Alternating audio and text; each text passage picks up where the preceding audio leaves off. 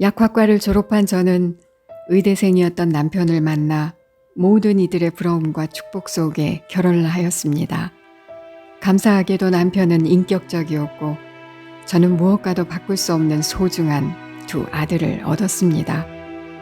남편은 의사로서 자리를 잡고 저 역시 약국을 개업하면서 적당히 주님을 모시며 평탄하고 행복한 가정으로 살아가기를 마음으로 바랬습니다. 그러나 큰아이가 초등학교 입학을 앞두고 백혈병 진단을 받게 되었습니다.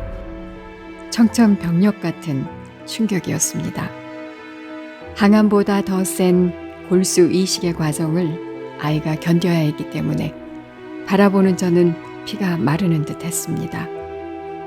입학을 연기하고 치료를 받는 중 이듬해 다시 암이 재발되었고 온몸의 87%까지 암이 퍼져갔습니다. 저의 눈에는 눈물이 마를 날이 없었습니다. 애간장이 타도록 하나님의 이름만 불렀습니다. 아이의 상황은 절망적이었지만 하나님이 치료해 주실 것이란 믿음이 있었습니다. 훨씬 건강해 보였던 아이들도 하나씩 죽음을 향해 갔지만 우리 아이는 기적같이 암이 없어지면서 건강을 회복하기 시작했습니다. 새벽에 기도를 하기 위해 병원 근처 교회로 달려갔고 그곳에서 저는 주님의 음성을 듣게 되었습니다. 사랑하는 딸아, 병실에서 너 홀로 있었던 것이 아니다. 내가 너와 아이를 끌어안고 있었다. 이제는 그 병실에서 죽어가고 있는 다른 아이들을 위해서 기도하며 같이 울어줄 수 있겠니? 주님이 우리를 끌어안고 계신 환상을 보며 내 평생 중보하며 기도하리라 눈물로 다짐했습니다. 나의 고통만 힘겨웠던 상황에서 이제는 병실의 다른 아이들에게로 시선이 돌려지기 시작했습니다. 일마디는 들어올 수 없는 병실이었지만 저는 보호자였기 때문에 병실의 다른 아이들에게 전도할 수 있었습니다. 아이들이 사랑스러워 견딜 수가 없었습니다. 이모 뭐해? 아이들은 저를 이모라고 부르면서 제 손을 잡고 기도를 따라했고 그 아이들이 천국으로 올라가는 것을 보기도 했습니다. 그렇게 큰아이가 회복이 되어 학교를 들어가고 숨을 돌리려고 하는 사이 얼마 되지 않아 다시 둘째 아이가 같은 백혈병 판정을 받게 되었습니다. 하나님의 존재는 부인할 수 없었지만 이 모든 상황이 이해가 되지 않았습니다. 도대체 왜? 저희 부부는 의료계에 있는 자였지만 두 아들의 질병 앞에서는 속수무책이었습니다. 진료 상담을 해주신 교수님도 형제가 이렇게 암에 걸린다는 것은 9시 뉴스에 나올 일이라며 혀를 찼습니다. 제가 의지하고 울 수 있는 대상은 오직 하나님 한 분뿐이었습니다. 정말 은혜였습니다. 둘째 아이 역시 어른들도 견디기 힘든 항암을 잘 견뎌주었고 기적처럼 회복이 되었습니다.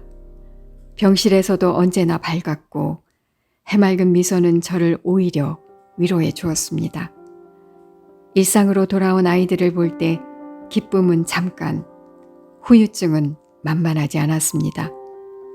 모든 부분에서 성장이 느렸고 학교에서 적응하는 것이 쉽지 않았습니다.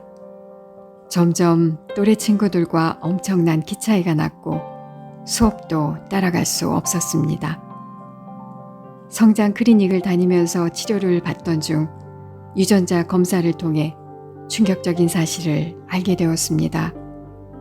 두 아이들에게 국내에서 몇 명 안 되는 희귀병 유전자가 발견된 것입니다. 백혈병은 부차적이고 양 부모에게 열성으로 있던 유전자가 아이들 때에 나타난 상황이라 성장이 더딘 것이었습니다. 거의 생존자가 없어 병원에서도 무엇이라 말해줄 수 없는 상황이었습니다. 꼴찌로 학교를 다닌다 해도 그 자체가 기적인 상황이었습니다. 그동안 학원과 개인 교습을 시키면서 아이들이 제대로 따라오지 않는다며 혼냈던 것이 얼마나 후회가 되고 마음이 아팠던지 한동안 시위하듯 주님께 울고 불며 따지듯이 기도를 했습니다. 주님, 저는 감당할 만한 믿음도 없고 해석할 지혜도 없습니다. 이 질병은 조상으로부터 내려온 저주인가요? 누구의 죄 때문인가요? 그저 한없이 슬프고 견딜 수 없도록 괴로웠습니다. 딸아, 누구의 죄 때문이 아니라 너를 특별히 사랑해서 그런 것이란다. 내가 이 모든 것을 협력해서 영광을 받을 것이다. 이 모든 것은 나에게로 오는 과정인데 소풍 같은 세상을 언제까지 괴로워만 하겠느냐. 하루하루 즐기며 행복하게 살 수는 없겠니? 잔잔한 음성으로 들리는 주님의 소리를 거부할 수 없었습니다. 돌이켜보니 어린 시절부터 하나님 없이는 살 수 없는 제 삶이 은혜이고 축복이라는 것을 느끼게 되었습니다. 그동안 기도를 통해 받은 달콤한 은혜는 세상의 그 어떤 것과도 바꿀 수 없는 것이었습니다. 아무리 많이 살아야 고작 100년이고 한 점에 불과한 나그네 인생인데 한간 먼지 같은 나의 존재를 눈물로 고백했습니다. 그리고 이제 내가 죽는다 해도 하나님은 선하시고 가장 좋은 것을 주시는 분임을 고백하게 되었습니다. 감사한 것은 수업을 따라갈 수 없음에도 아이들은 스스로 자원하여 학교를 갔고 지켜보는 내 마음이 아프고 슬플 뿐 그 누구보다 성실했고 밝았습니다. 이제까지 장애를 가진 아이를 볼 때 왜 나는 있는 그대로를 받아들이지 못했을까?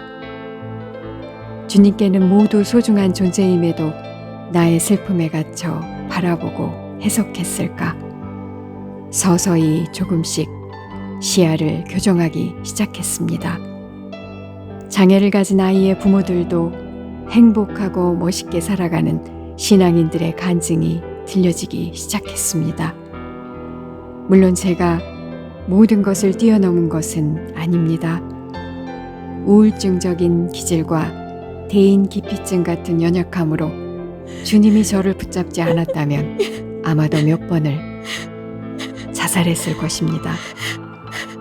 저는 한순간도 말씀과 기도 없이는 살아갈 수 없고 그것이 축복이고 감사임을 이제야 서서히 깨닫게 되었습니다. 아이들은 저에게 최고의 보석이고 선물입니다. 저를 주님께로 더 가까이 간절하게 나가도록 살아가는 동력을 주는 귀한 존재입니다. 하나님이 부어주시는 진정한 기쁨과 행복을 누리게 해줍니다. 과거에 나 외에 고통받는 이들을 위해 평생 중보기도 하며 살겠다는 주님과의 약속을 기억하며 살아갑니다. 고통받는 사람들을 보며 기도해 줄 때 저는 세상에서 경험할 수 없는 은혜를 체험하게 되었습니다. 하나님 안에서의 고난은 모든 것이 축복이기 때문입니다. 비록 우리 아이들이 정상에 미치지 못한다 해도 우리 가정에 주신 말씀 붙잡고 날마다 기도합니다. 주님, 아직은 척박한 골짜기이지만 믿음으로 도람을 파겠습니다. 바람도 비도 보이지 않지만 이곳에 물이 가득하여 저희와 육축과 짐승이 물을 마시게 하소서. 주변의 모든 이들에게 그 은혜를 흘려보내게 하소서. 오늘 내가 가진 아주 작은 믿음이라도 주님의 손에 올려짐으로 오병이어의 기적이 일어나게 하소서. 지금 가진 것은 보리떡 5개와 2마리 물고기 뿐이지만 주님이 작고 미약한 우리를 쓰셔서 수많은 사람들을 먹이는 믿음의 가정이 되게 하소서.